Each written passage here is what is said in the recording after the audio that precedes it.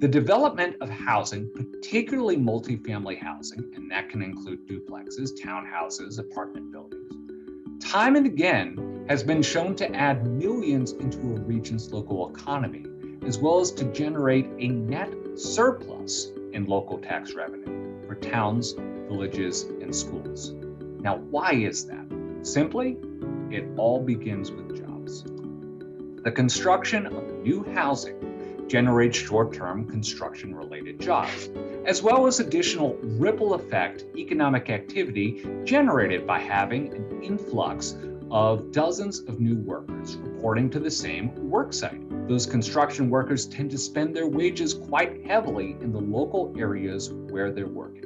But once the multifamily units are created, the additional residents of the municipality lead to other local jobs year by year to service those residents' needs. This includes any jobs directly employed by the new housing company or by the new resident, but also the employees for local merchants and restaurants, auto mechanics, banks, dog walkers, childcare workers, dry cleaners, barbers and beauty shops, whatever other types of workers are required to meet this increased demand. But the economic impacts don't just end there. Based on rigorous analysis by the National Association of Home Builders, looking at data that goes as far back as 1996, we can, with a great degree of confidence, say that housing is not just worth the cost of increased operations and capital improvements for the local government, it actually more than pays for itself. Most of the time, it more than pays for itself in the first year.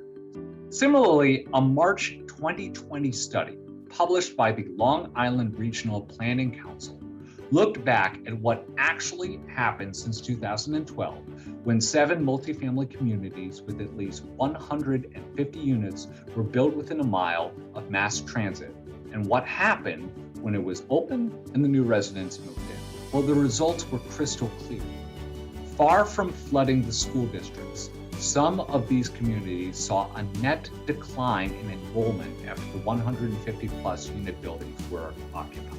And whether or not there was an increase in school children, even when the operational and capital costs of educating the new children was taken into account, each of the 7 school districts saw a net surplus.